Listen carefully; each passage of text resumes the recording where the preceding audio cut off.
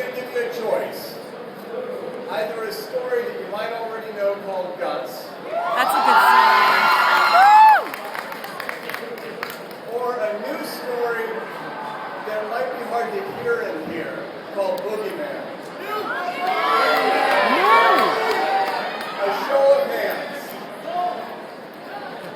Guts. Wow, not a lot of hands. Okay. New story.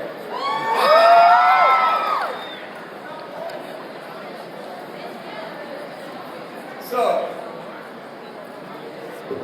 the story is called Boogieman. This is him. This is him. This is how he goes, the captain of the red team. He's all, listen up. He's desperate because we're choosing sides because all the good picks are already taken. And the captain says, we'll make you a deal. He folds his arms across his chest. And the captain of the red team, he yells, we'll take the fag and the four eyes and the spick if you'll take cannibal.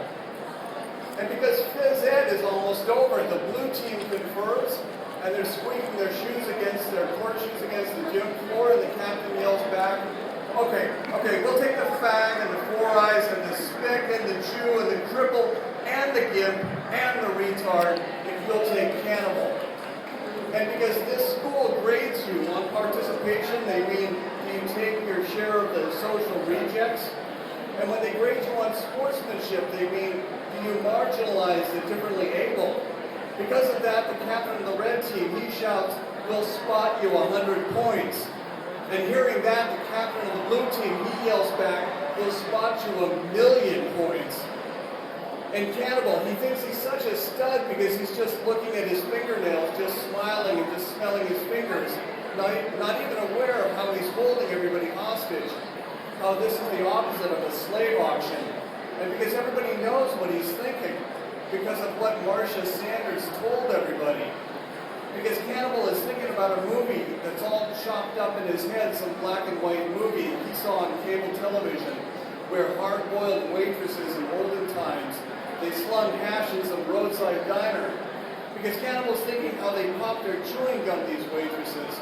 They smack their chewing gum while they yell, give me slaughter on the plate and let blood follow the knife. They yell, give me an order of First Lady with a side of nervous pudding. Cannibal knew it was olden times because in diner talk, 2 poached eggs were Adam and Eve on a raft, and First Lady meant an order of spare ribs because of something from the Bible. An order of just Eve meant apple pie because of the story about the snake. Because nobody nowadays, nobody except Pam Robertson knows anything about the Garden of Eden. Around here, when the captain of the baseball team talks about eating a fur burger, he's talking about chowing down on a muff pie. And he's really bragging about lapping in a blue waffle.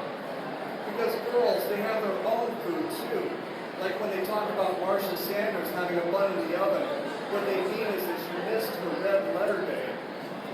Otherwise, most of what Cannibal knows about sex he learned from the Playboy channel, where ladies never ride the cotton pony. So when kids whisper about gobbling a bearded clam or snacking on a meat muffin, they know that it means what the bunnies do to the playmates.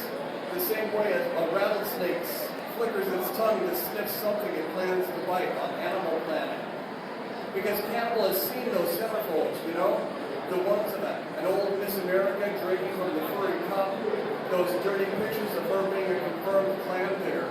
Because it's just those 2 ladies without a single tube steak or a yogurt slinger standing there to make it a real marriage. Because that's how girls do sometimes when their crotch popper needs gobbling. Because nobody ever explained it otherwise. Cannibal is ready to go neck deep in Marcia Sanders' jelly hole.